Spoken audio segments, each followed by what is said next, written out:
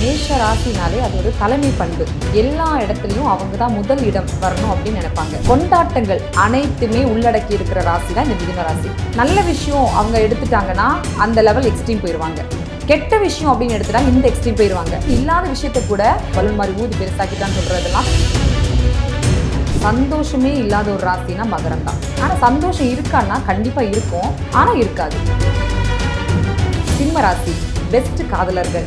இவங்கள மாதிரி காதலிக்க யாராலையும் முடியாது. ஆனால் விஷயம் என்னன்னா அந்த காதல தான் பிரச்சனையே. கூட்டத்தில் கலகலகலன்னு ஒரு நபர் இருக்கார் அப்படின்னா அது முதல் ஆள் யாருன்னா குடும்பம். உள்ள ஒன்று வச்சு வெளியே சிரிச்சுட்டு இருப்பாங்க. அவங்களுக்குள்ள இருக்கிற மர்மங்களை ரகசியங்கள் யாராலையும் கண்டுபிடிக்க முடியாது.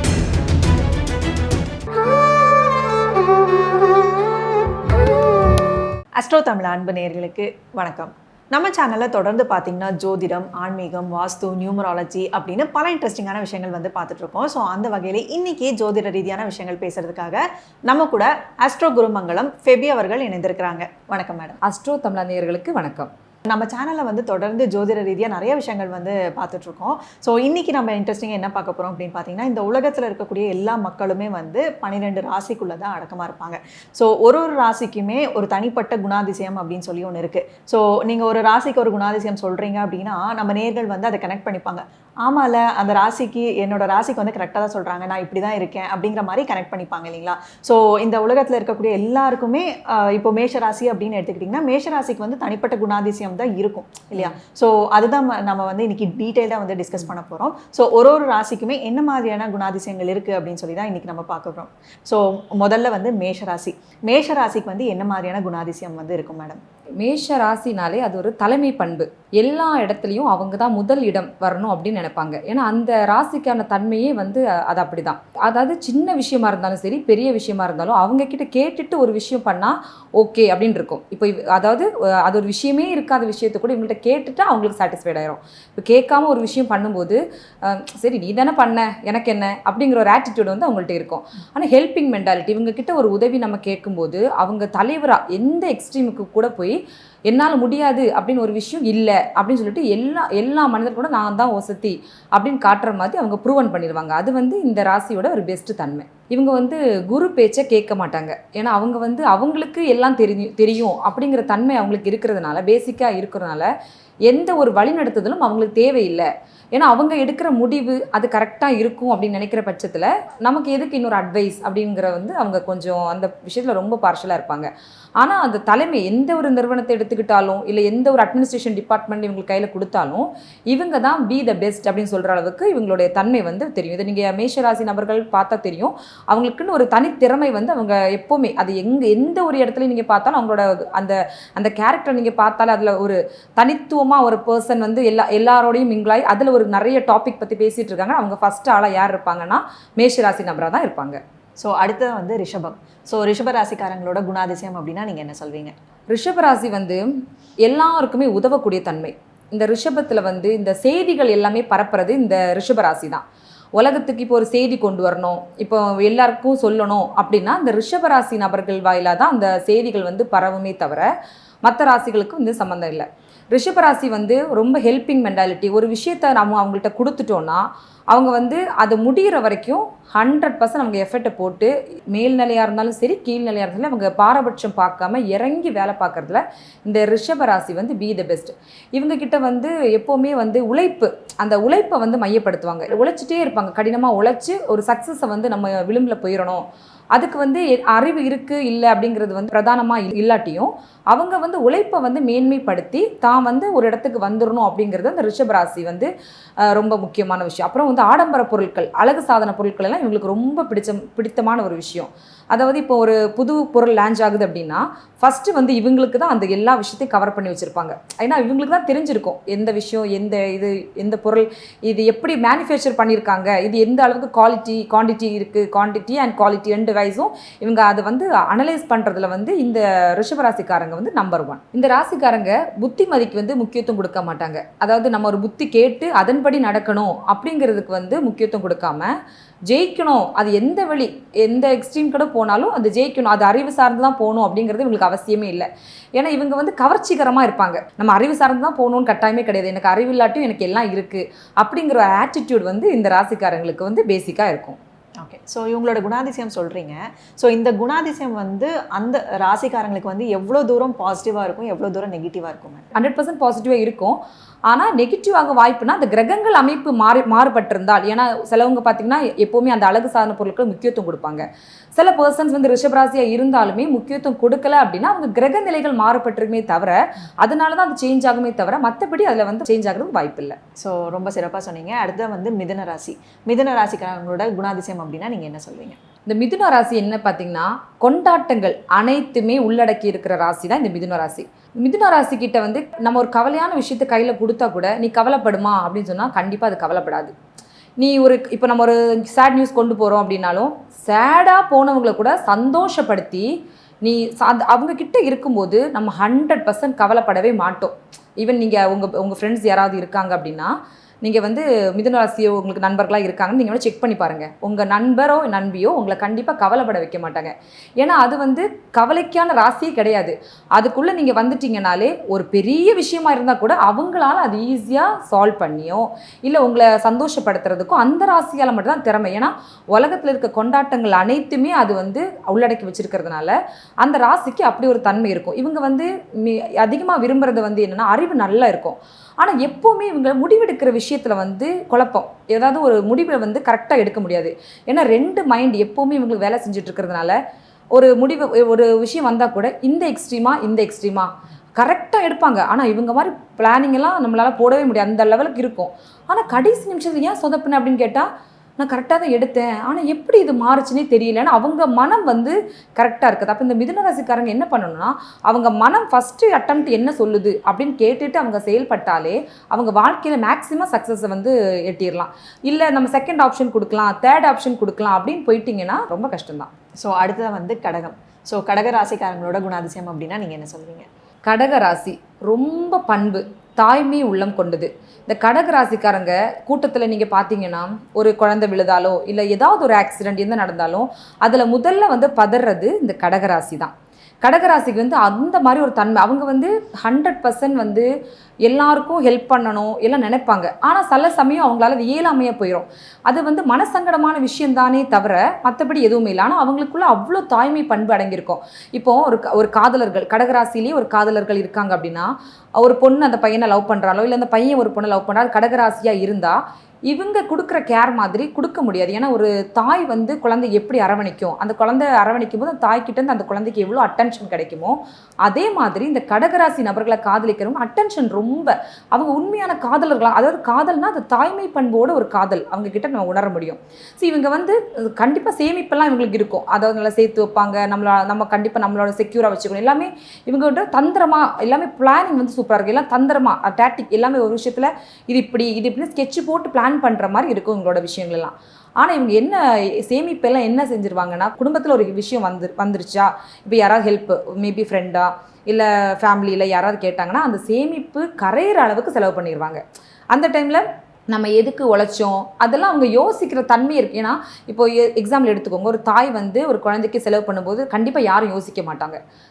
சேம் அந்த கடகராசியோட தன்மையும் அப்படி தான் இருக்கும். அவங்க வந்து அந்த உதவுற குணத்தில் வந்து பி த பெஸ்ட். ஸோ அடுத்தது வந்து சிம்மம்.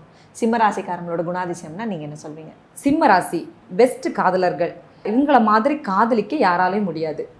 ஆனால் விஷயம் என்னென்னா அந்த காதலை தான் பிரச்சனையே. அந்த காதலை புரிய வைக்கிற தன்மையில் வந்து இவங்க கோட்டை விட்டுருவாங்க. அதாவது ஒரு மென்னாக இருந்தால் விமனோ இல்லை கேர்ள் பாய் யாராக இருந்தாலும் இவங்களுக்கு வந்து நல்லா காதலிப்பாங்க. ஆனால் இவங்க காதலை புரிஞ்சுக்கிறதுல வந்து 100% வந்து எந்த விஷயமா இருந்தாலும் ஏன்னா இவங்க அதிகாரத்தோடு அணுகுவாங்க. எல்லாமே இவங்களுக்கு எப்படி இருக்கணும்னா ஃபஸ்ட்டு இவங்களுக்கு ப்ரையாரிட்டி வந்து பார்த்திங்கன்னா இவங்களுக்கு அதிக ஆணவம் இருக்கும். ஆனால் நீங்கள் பார்த்தா அந்த ஆணவம் இல்லாத நபர் மாதிரி தான் இவங்க இருப்பாங்க. தோற்றம் என்னவோ ஆணவம் இல்லாத நபராக இருப்பாங்க. நம்ம இப்படி நினைப்போம் இவங்க ஆணவமாக இருக்கும், ஆனால் அப்போ அப்ரூவன் பண்ணுவாங்க நான் ஆணவம் இல்லைன்னு. சரி நீ ஆணவமான நபர் அப்படின்னு நம்ம நினைக்கும் போது இல்லை நான் ஆணவமான நபரே இல்லை, நான் எவ்வளோ ஃப்ரெண்ட்லி பார்த்தியா அப்படின்னு இவங்க ப்ரூவன் பண்ணிட்டு போயிடுவாங்க. இது இந்த சிம்ம ராசியோட ஒரு பெரிய மைனஸும் ப்ளஸ் ரெண்டும் கலந்து. ஆனால் இவங்க வந்து எல்லா இடத்துலையும் கௌரவ விரும்பிகள். கொஞ்சம் கௌரவமாக நம்ம எந்த விஷயமா இருந்தாலும் கொஞ்சம் கௌரவமாக இருக்கணும், ஒரு நல்ல சொசைட்டியில் நல்லா வாழணும், சொசைட்டி முன்னாடி நம்ம நல்லா இருக்கணும், 10 பேரோட பேரும் புகழுமா நம்ம வாழணும், எந்த ஒரு பிரச்சனையாக இருந்தாலும் இவங்க ஃபஸ்ட்டு இடமா நிற்பாங்க. ஆனால் தவறான வழிகளுக்கு இல்லை தவறான நெறிமுறைகள் இவங்க தேடி போவாங்களான்னா மேபி கிரக சேர்க்கையில் மாறப்படுமே தவிர மற்றபடி தன்மைக்கு வந்து அந்த கேரக்டர் கிடையாது.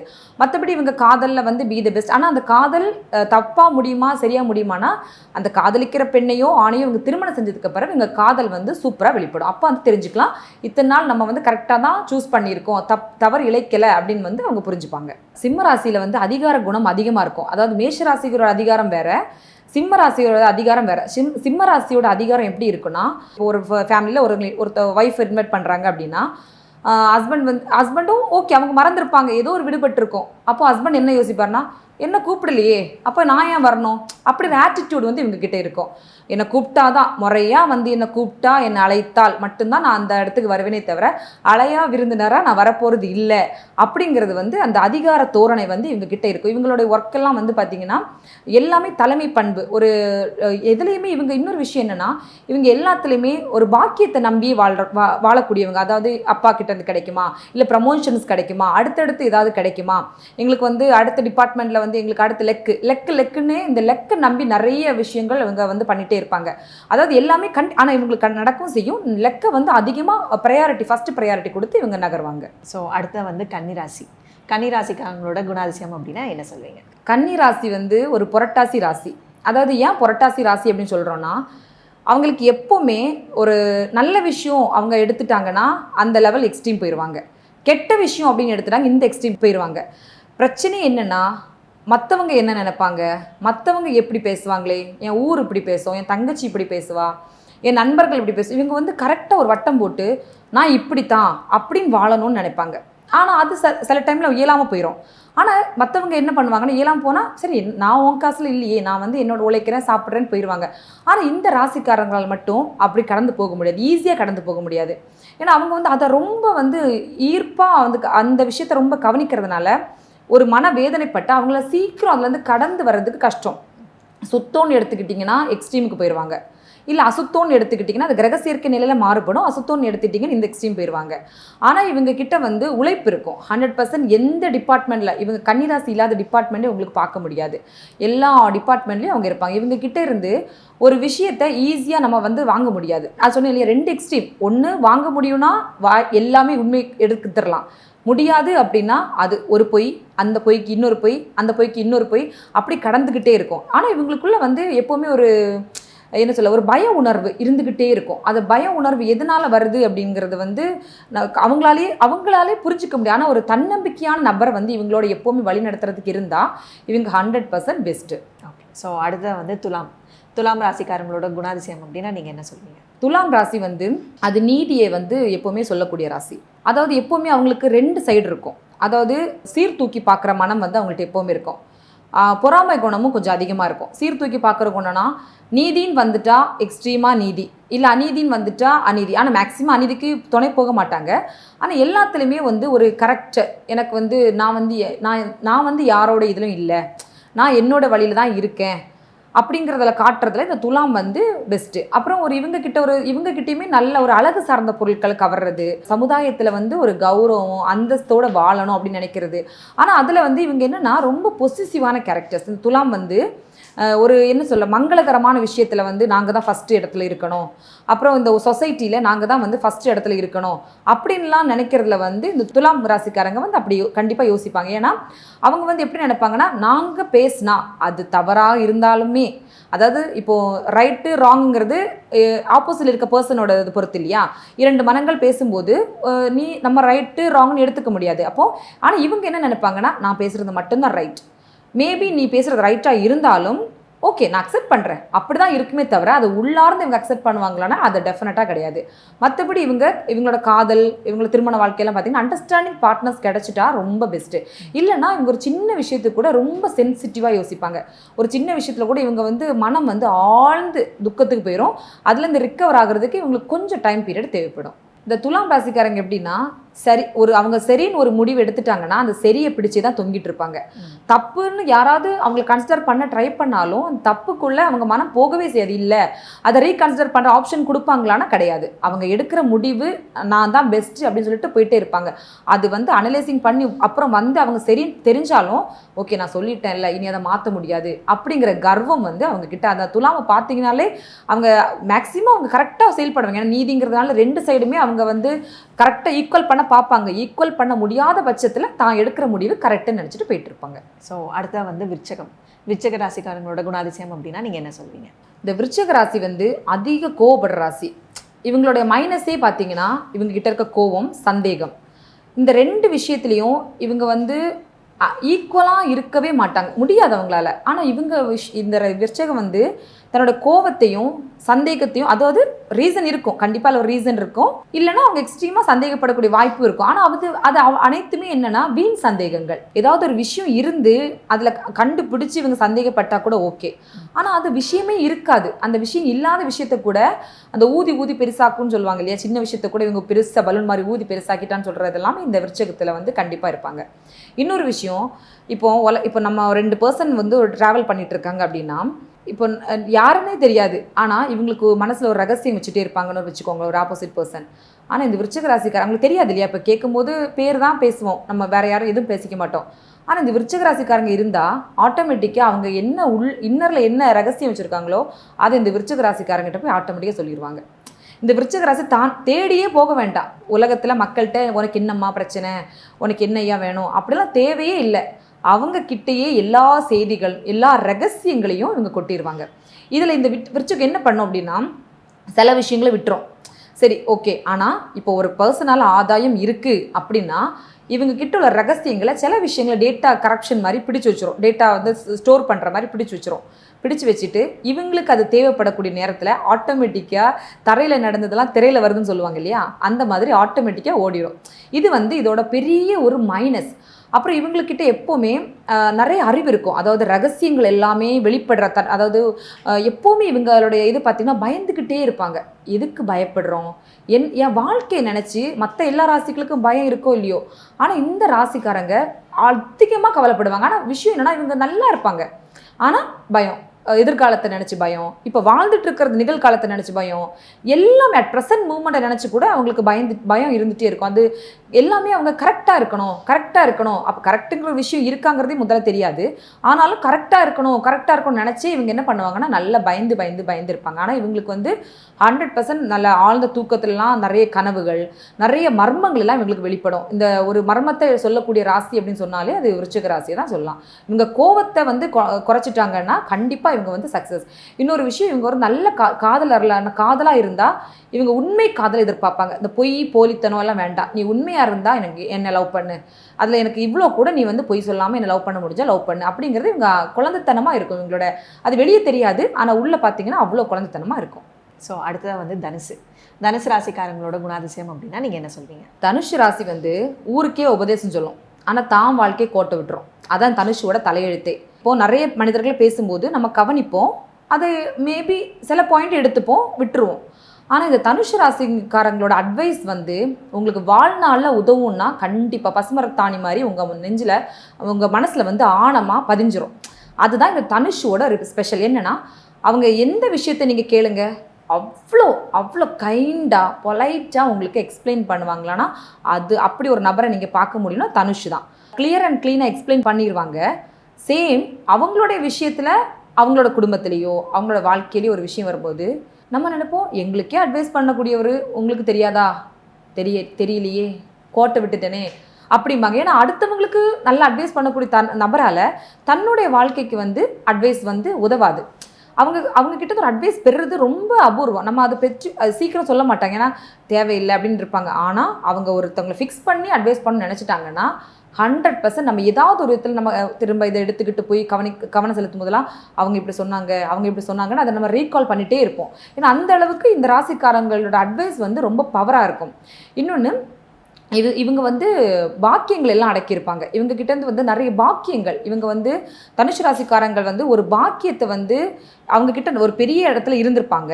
அந்த ஒரு பாக்கியம் அவங்க இழந்ததுக்கு அப்புறம் தான் அவங்க மீண்டு ஒரு துளிர் விட்டு அடுத்த வாழ்க்கையை நகர்த்த முடியுமே தவிர, சரி பிறந்தோம் அப்படியே நம்ம வளர்ந்துட்டோம் அப்படின்னு இவங்கள்ட்ட இருக்காது.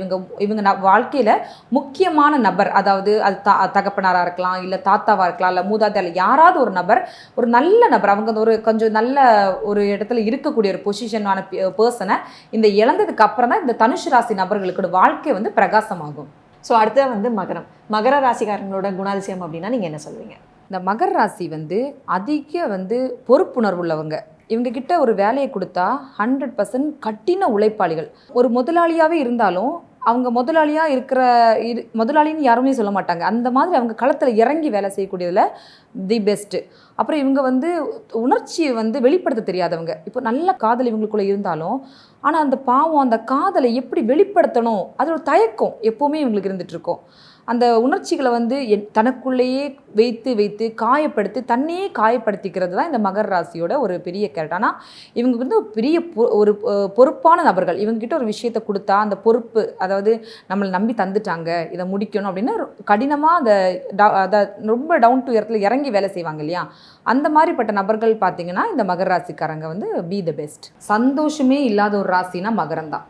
ஆனால் சந்தோஷம் இருக்கான்னா கண்டிப்பாக இருக்கும், ஆனால் இருக்காது, குழப்பமாக இருக்கா, இதுதான் அவங்களோட பிரச்சனையும். அதாவது இப்போ நம்ம வந்து சந்தோஷப்படுறோன்னா இவங்ககிட்ட அதே சந்தோஷம் இருக்கும். இப்போ ஒரு மேரேஜ் வீட்டுக்கு போகிறோன்னு வச்சுக்கோங்க, ஒரு 2 கப்பல் நல்லா சந்தோஷமாக இருப்பாங்க.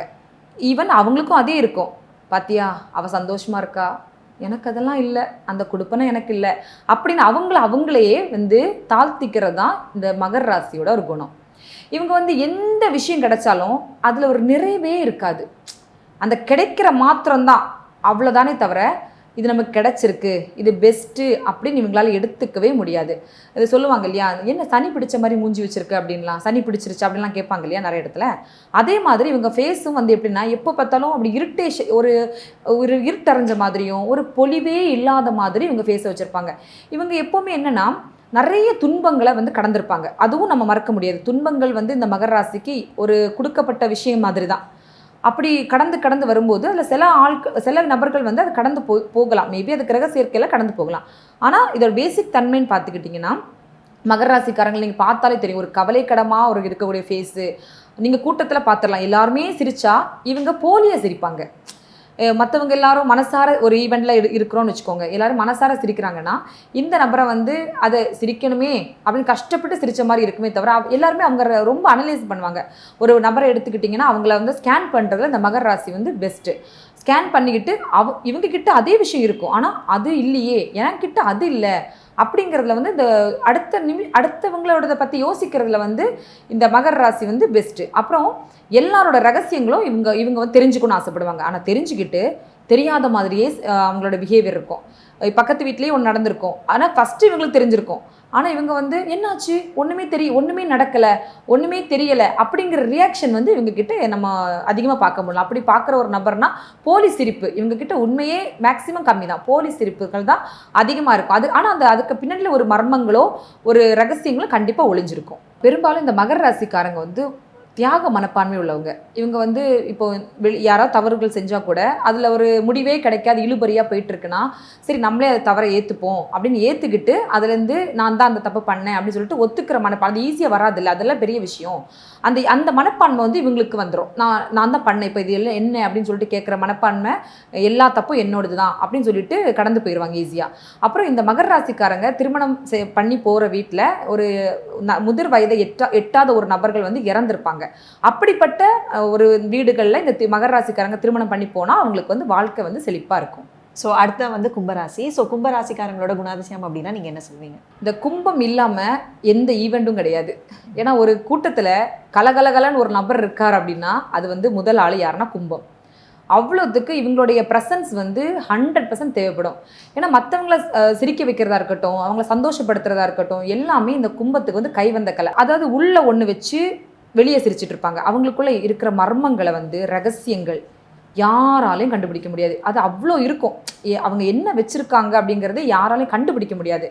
ஆனால் இப்போது சிலவங்க மனசுக்குள்ளே வச்சா அது வெளியே காட்டும் இல்லையா, ஃபேஸ் வந்து எக்ஸ்ப்ரெஷனில் எப்படி காட்டும். ஆனால் இவங்க எத்தனையோ கோடான கோடி கவலைகளை வந்து மனசில் சுமந்தாலும் அது நிறைச்சி வச்சுருந்தாலும் ஒருத்தர் கூட இவங்களை வந்து ஐடென்டிஃபை பண்ண முடியாது. இவங்களுக்குள்ள இவ்வளோ சோகம் கலந்துருக்கு, நம்மளா வாயை திறந்து சொன்னாதானே தவிர அவங்கக்கிட்ட இருந்து ஒரு விஷயத்தை நம்ம எடுத்துடலாம், இதை வந்து இவங்க இவ்வளோ சோகத்தில் இருக்காங்க அப்படின்னா கண்டிப்பாக கிடையாது. அதனால மற்றவங்க வந்து இவங்களை பார்த்து பொறாமப்படுவாங்க. என்னென்னா அவளுக்கு என்ன, அவள் நல்லா இருக்கா, அவளுக்கு ஒரு கவலையும் இல்லாமல் இருக்காங்க, சந்தோஷமாக இருக்காங்க அப்படி. ஆனால் இவங்களுக்குள்ள நிறைய மர்மங்களும் நிறைய சோகங்களும் கலந்துருக்கும். ஆனால் அது உலகத்துக்கு தெரிய வராது. பட் இவங்களை வந்து வெளியே பார்க்கும்போது என்னென்னா ஹாப்பியாக இருக்கிற மாதிரி ஒரு விஷயத்தை வந்து மக்களுக்கு கொடுப்பாங்க. இன்னொன்று எல்லாருமே சந்தோஷமாக வச்சுருப்பாங்க.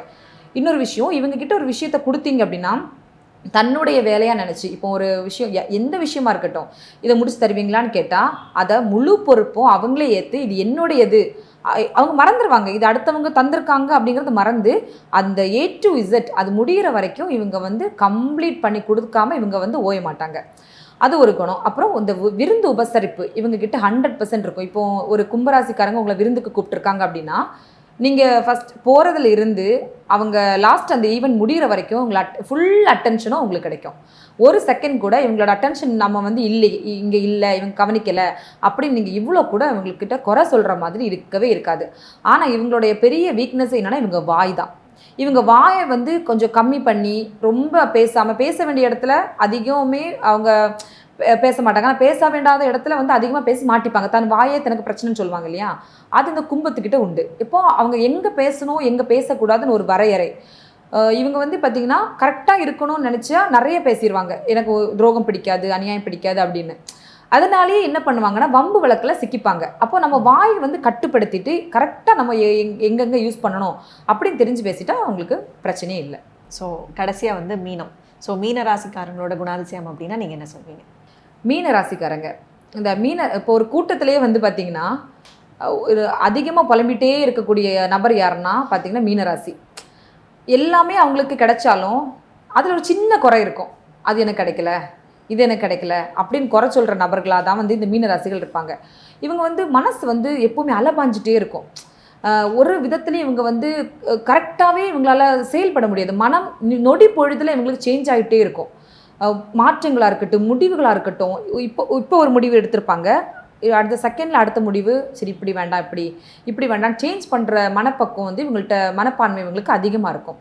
அப்புறம் இந்த சுற்றுப்பயணங்கள் எல்லாம் போகணும், நிறைய கற்பனைகள் இவங்களுக்கு இருக்கும். நிறைய கற்பனைகள், நிறைய கதாபாத்திரத்துக்கு இவங்க சொந்தக்காரங்களாம் நினச்சிப்பாங்க. தன்னை வந்து ஒரு அது நல்லது கூட தான், இல்லைன்னு சொல்லலை. ஏன்னா எப்போவுமே நம்ம கற்பனைகள் நிறைய வளர்த்துக்கிட்டா தான் நம்ம வாழ்க்கையில் ஜெயிக்க முடியும் அப்படிங்கிறது உண்மை தான். ஆனால் இவங்கள்ட்ட இருக்கிறது என்னன்னா ஒரு அதாவது நடைமுறைக்கு சாத்தியமே இல்லாத விஷயத்தை கூட இவங்க கண்டிப்பாக யோசிப்பாங்க. அந்த கற்பனை சக்தி இவங்களுக்கு அதிகமாக இருக்கும்.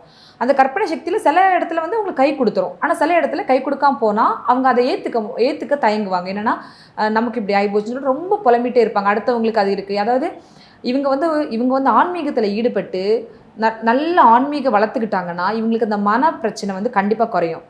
ஆனால் எல்லாருமே அவங்களுக்கு அட்வைஸும் பண்ணுவாங்க, இந்த வழியில் போங்கன்னு. ஆனால் இவங்களால எல்லாமே பண்ண முடியும். ஆனால் இந்த ஆன்மீகங்கிற விஷயத்தில் மட்டும் அதுதான் அவங்க கண்டிப்பாக பண்ணணும்.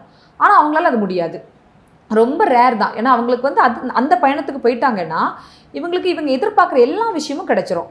அந்த ஒரு விஷயத்தையும் இவங்க கோட்டை விடுறதுனாலேயே இது எல்லாமே ஃபெயிலியர் ஆகி போகிறதுனால அவங்களால என்ன பண்ணணும், அந்த முடிவுகளை எடுக்க முடியாது. அதனால் மீனராசிக்காரங்களை இருந்தீங்கன்னா கண்டிப்பாக அந்த ஆன்மீக பயணத்தை முதல் ப்ரையாரிட்டி கொடுத்துட்டு மீதியெல்லாம் செகண்ட் தேர்ட் நீங்கள் வச்சுட்டிங்கன்னா வாழ்க்கையில் நீங்கள் தான் சக்ஸஸ். இந்த ராசிக்காரங்களுக்கு வந்து திருப்தியே இருக்காது.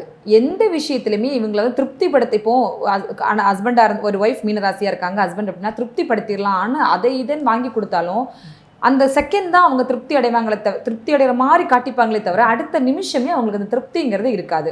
அப்புறம் ஒரு கூட்டத்தில் ஒரு ஃபங்க்ஷன் நடக்குது அப்படின்னா அந்த ஃபங்க்ஷன்லேருந்து முதல்ல எல்லாரையும் கலைச்சி விடணும், சரி சீக்கிரம் அவங்கவுங்க இடத்துக்கு போய் சேர்ந்துடட்டும் அப்படின்னு நினச்சி ஃபஸ்ட்டு ஆளாக இறங்கி வர்றது இந்த மீன ராசிக்காரங்களாக தான் இருப்பாங்க. அந்த ஒரு கூட்டத்தை அப்படியே கலைச்சி விடுறதுல முதல் நபர்களாக இருக்கிறது இந்த மீன ராசிக்காரங்க தான். ஸோ ரொம்பவே இன்ட்ரெஸ்டிங்காக வந்து உங்களோட ஸ்டைலில் வந்து ஒரு ராசிக்குமே என்ன மாதிரியான குணாதிசயம் இருக்கும் அப்படின்னு சொல்லியிருக்கீங்க. ஸோ நம்ம நேர்கள் வந்து இது பார்க்கும்பொழுது ஆமால என்னோட ராசிக்கு இது மேட்ச் ஆகுது அப்படின்னு சொல்லி அவங்க வந்து யோசிப்பாங்க. ஸோ தொடர்ந்து வந்து நம்ம ஜோதிட ரீதியாக நிறைய விஷயங்கள் வந்து இன்ட்ரெஸ்டிங்காக பேசலாம் மேடம். ஸோ அடுத்தடுத்த பதிவுகளில் வந்து சந்திக்கலாம். அது வரைக்கும் நன்றி, வணக்கம். வணக்கம்.